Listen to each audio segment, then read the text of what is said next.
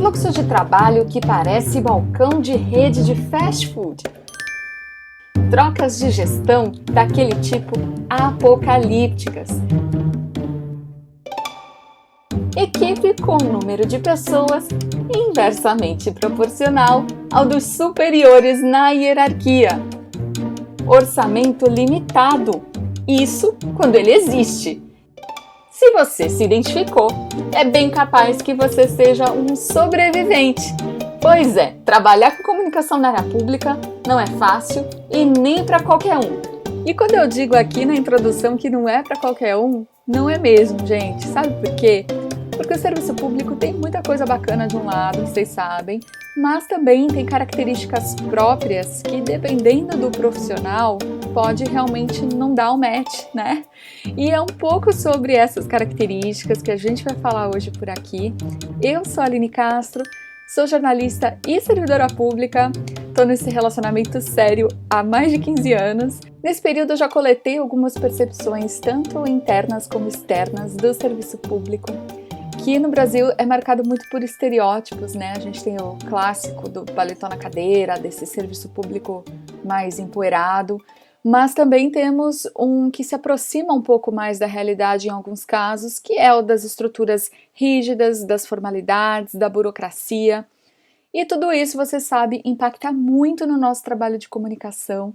Então, o tema da vez é cultura organizacional, que é um assunto que me interessa muito, que me encanta, porque eu realmente acho que ele contém resposta para muitos dos nossos problemas e ele contém a chave, digamos assim, que pode destrancar uma comunicação mais eficiente, de mais impacto para os nossos públicos.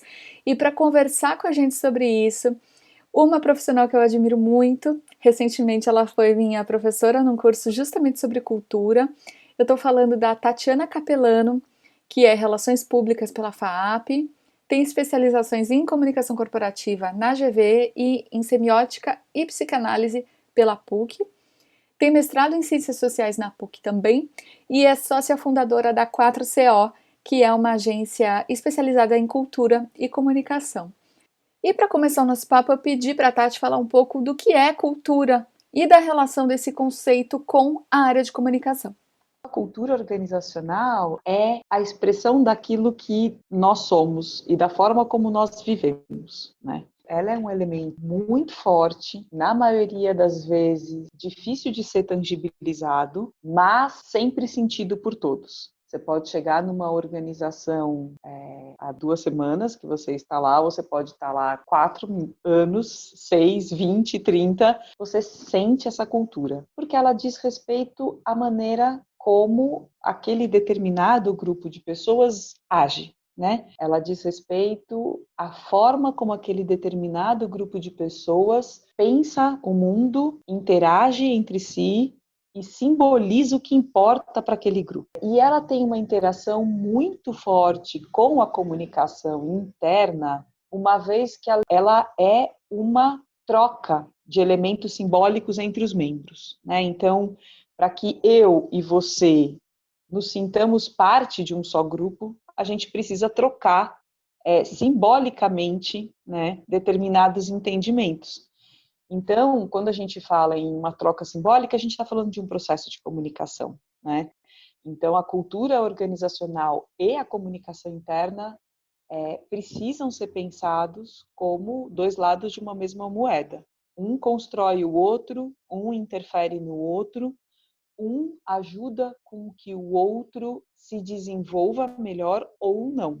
Os canais de comunicação interna têm muita importância porque eles vão falando sobre aquela organização. E aquilo que um grupo fala sobre si ajuda a delimitar esse quem somos. Além disso, quando a gente pensa em ritos culturais, que são elementos essenciais para o estudo da cultura organizacional, os ritos, eles estão estabelecidos em cima de processos de comunicação, né?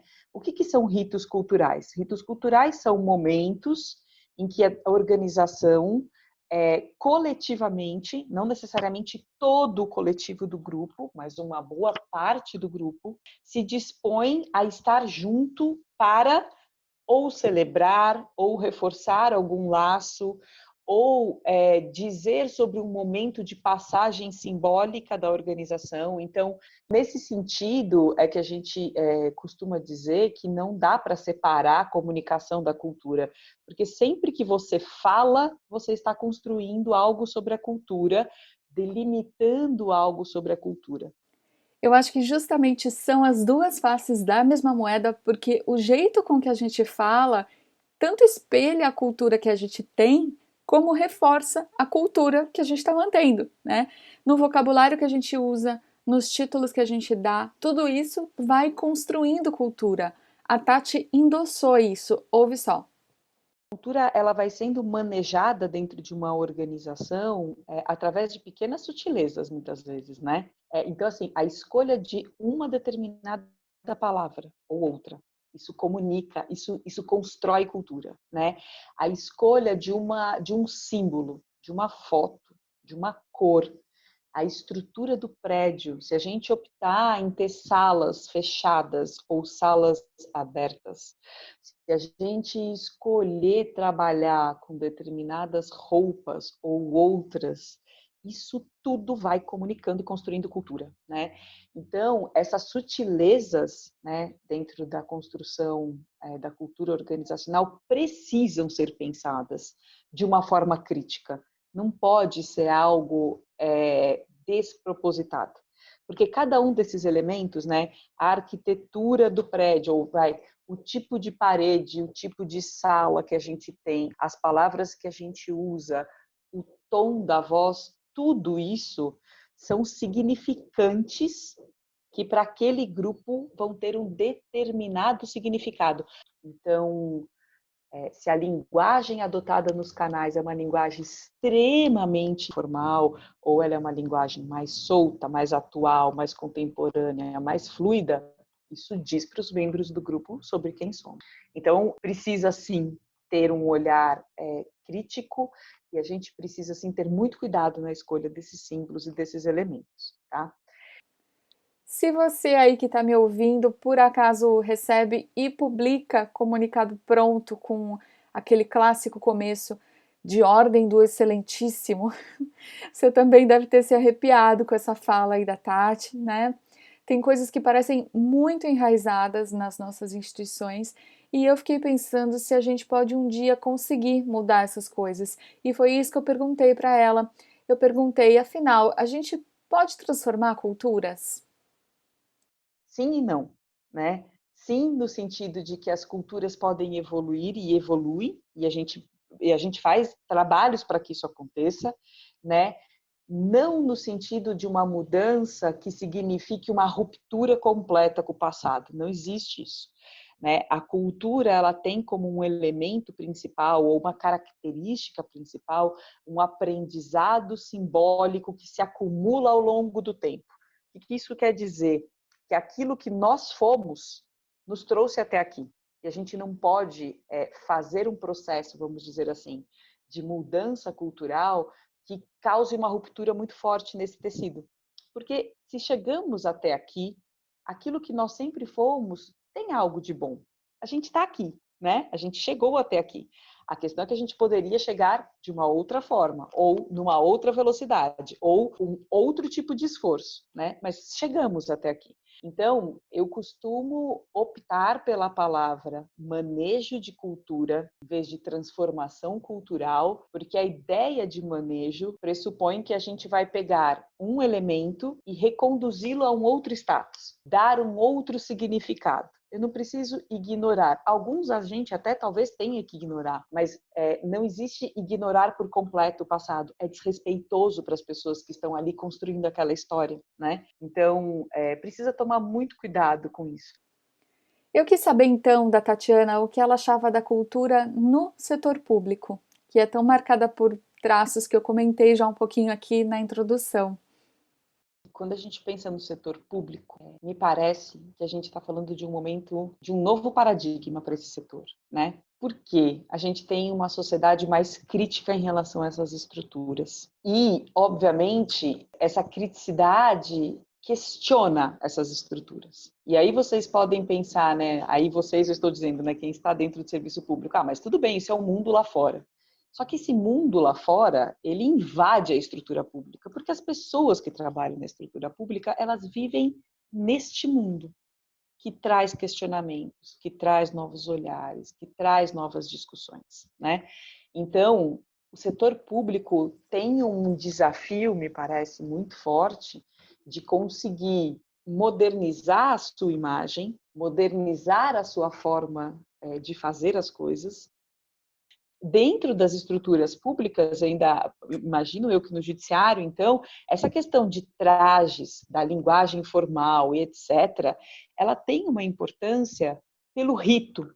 Mas a questão é que a gente não precisa acabar com o rito se a gente estiver modernizando esses elementos. Se modernizar esses elementos for algo que colabora para o clima da instituição, para a retenção de talentos, para que as estruturas públicas estejam mais perto dos anseios da sociedade hoje em dia, por que não fazê-los?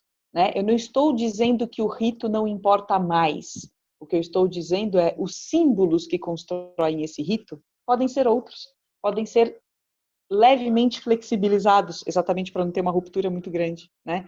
Promover um manejo de cultura, né, nas instituições públicas só tende a ajudá-las a ter melhores profissionais, a quebrar essa imagem, né, a ir rompendo com essa imagem muito estabelecida na sociedade de que é um lugar de ineficiência, porque é isso que a gente ouve, né?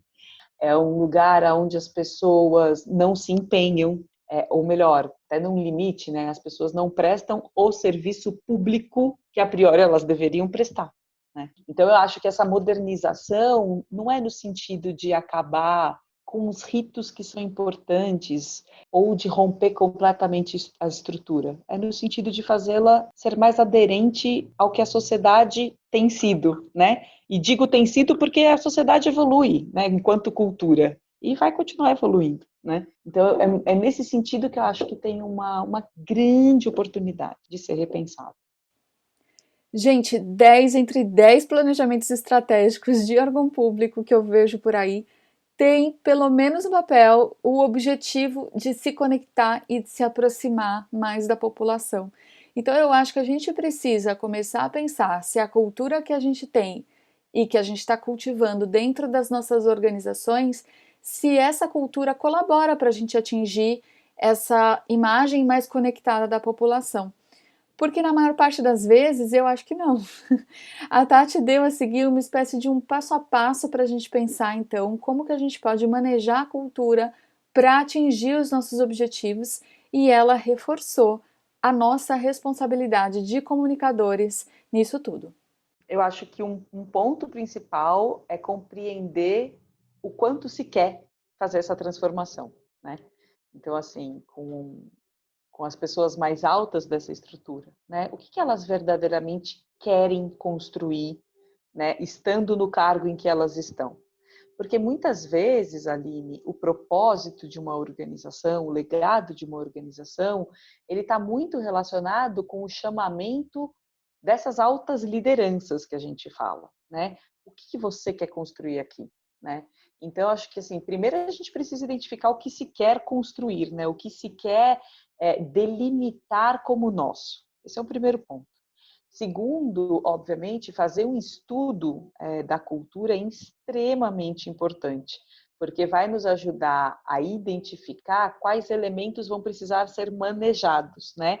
O que de nós a gente vai precisar efetivamente eliminar, o que de nós a gente tem que manter porque nos é bom, e o que de nós a gente vai ter que implementar porque não existe. Muito do diagnóstico de cultura é como ele olha muitas vezes para os processos do dia a dia, porque os processos são aquilo que os funcionários vivem, né? Eles vivem o dia a dia da organização através de processos, né? Então, ajuda muitas vezes a corrigir processos que parecem inofensivos, mas que comunicam algo que a gente não quer. Então, de repente, a gente quer comunicar para todos os funcionários que nós precisamos ter agilidade, simplicidade na tomada de decisão. Só que os nossos processos de tomada de decisão são extremamente burocráticos, extremamente lentos. Então, essa incoerência para quem trabalha, né, para o funcionário, é muito complicado. Então, o diagnóstico de cultura ajuda nisso. E aí, acho que um terceiro ponto, né, então, primeiro esse entender o que se quer, acho que é o primeiro ponto. O segundo, né, pensar num estudo de cultura, acho que é um segundo ponto importante. Aí, acho que um terceiro ponto importante que o comunicador pode buscar realizar nesse contexto é conversar muito com as pessoas. Conversar com as pessoas no sentido de compreender, né, aonde essas incoerências entre discurso e prática acontecem e ajudar aqueles que têm poder para tomar decisão sobre o grupo a observar isso. Porque essas incoerências tendem a impactar em todos, de maneiras diferentes, né, mas elas impactam em todos. Então, eu sempre acho que o papel do comunicador é um papel de alta responsabilidade em relação a isso. Né? O comunicador ele não pode, na minha opinião, ser conivente com a construção de um discurso que gere no funcionário que está dentro daquela entidade mais dúvidas do que certezas, mais insegurança do que segurança, mais descredibilidade do que credibilidade. Eu acho que o comunicador ele não pode, de forma alguma, compactuar com isso, porque ele está compactuando em criar um discurso que vai afastar, né, a organização do próprio corpo de trabalhadores, né? Então, eu acho que o comunicador tem uma responsabilidade fortíssima nesse sentido, de ajudar os tomadores, de quem tem o poder efetivamente sobre a estrutura, de conseguir entender esses meandros, falar, olha, assim se a gente falar vai ser ruim, assim se a gente fizer vai gerar descredibilidade, vai gerar desconforto, vai gerar insegurança, e isso é ruim, né? Ninguém trabalha e ninguém rende no trabalho, né, com desconfiança, com desconforto, com insegurança, com medo. Para a gente ter as transformações que a gente almeja no serviço público, a gente precisa de estratégia e principalmente de estratégia de dentro para fora. Uhum. Tem que ter estratégia. Tem que ter estratégia e tem que criar. Eu concordo, eu acho que assim pode parecer estranho a gente usar a palavra marca, né, quando a gente pensa numa estrutura pública, mas a gente entende que é possível fazer um processo de comunicação que torne este ambiente atrativo, né? Gente, as empresas privadas investem muito dinheiro em construir o que eles chamam da marca empregadora, que é aquela marca que atrai. Eu tenho alunos em sala de aula, eu dou aula em graduação, né, de faculdade, eu tenho alunos em sala de aula que eles querem estar em determinadas empresas. O que isso representa? Representa uma pessoa, um profissional, que a hora que ele estiver dentro destes lugares, ele tem um baita desempenho, ele tem compromisso, ele tem entrega, ele tem troca. Então, como o serviço público não faz esse esforço de comunicação, de se tornar um lugar, né, um empregador interessante, é como se todo mundo, né, entre aspas, esse todo mundo, claro, que procura o serviço público, procurasse por coisas ruins. Procura porque quer estabilidade, procura porque quer uma vida fácil, procura porque quer se encostar. O que, na verdade, eu até acho que é uma mentira, porque eu também, os servidores públicos que eu conheço não trabalham pouco, não. Né? Eles trabalham pra caramba, com cargas horárias super puxadas, né? Muitas vezes tendo que entregar ou dar conta de indicadores fortíssimos de desempenho, só que isso a sociedade não sabe. Então, assim, é um processo de desconstrução de uma imagem e construção de outra, né? Que me parece que tornaria o serviço público algo mais atrativo para o profissional e, principalmente, uma entidade que não é inimiga do cidadão, né? É uma entidade que o cidadão se sente confortável e confiante em poder procurar. Né? E não essa sensação que muitas vezes me parece um lugar comum no imaginário social, que sempre que você precisa de um serviço público, será ruim. Olha, gente, exatamente como a cultura, né? O tema é muito profundo, tem muitas camadas, e eu ainda quero falar muito aqui no podcast de construção de imagem, de reputação, de identidade. Então, se inscreve ou passa a seguir o nosso Guia de Sobrevivência para você não perder os próximos episódios. E se você puder avaliar com as estrelinhas para o podcast ganhar mais relevância, eu te agradeço muito. Para a gente fechar, eu não podia deixar de perguntar para a Tati o impacto dos tempos atuais de pandemia na cultura das nossas organizações. Vamos ouvir o que ela disse. Acho que essa é uma discussão que está posta nesse momento para a área, né? O quanto que o impacto desse home office, vamos dizer assim, amplo, ele pode interferir nas organizações. De uma forma prematura, o que eu te diria? Eu acho que não, porque não é a delimitação física que faz com que nós nos sintamos enquanto grupo. A gente tem, enfim, povos que passaram por processos de diáspora, estão espalhados no mundo inteiro, mas se sentem como uma unidade. Então, não é a delimitação geográfica, ela ajuda, vamos dizer assim, ela ajuda, né? Mas não é a delimitação geográfica que faz com que um dado número de pessoas se sinta identificado entre si. Então, nesse sentido, eu acho que o processo do teletrabalho ou do home office, de uma forma mais ampla e expressiva, não impacta na cultura. Óbvio que a gente tem uma necessidade de fazer um esforço, principalmente no começo, de continuar mostrando para as pessoas que, independente da distância, nós estamos juntos. Né? Isso é um processo comunicacional, é um esforço comunicacional. Gente, ao invés do tradicional resumo do episódio que eu costumo fazer, eu queria deixar vocês só com uma reflexão. Ouvindo tudo isso que a gente tratou aqui no episódio hoje, eu fiquei pensando que ser um bom profissional de comunicação pública é muito mais do que a gente ser rápido, do que a gente estar em todos os canais, em todas as mídias. Eu acho que ser bom no que a gente faz passa por ter capacidade de refletir sobre o impacto do detalhe, né? Do título, da imagem, das pequenas escolhas que a gente faz. E, acima de tudo, ter coragem para fazer como tem que ser feito, né? Não dizer amém para tudo que nos pedem, não pegar um texto que nos mandam e simplesmente divulgar, porque cada coisinha que a gente faz está construindo uma cultura. E essa cultura, com certeza, vai desaguar numa sociedade melhor ou pior. Enfim, temos muita responsabilidade, como falamos aqui hoje, e agora você sabe por que o nome do podcast é Guia de Sobrevivência, né? Porque não é fácil fazer isso.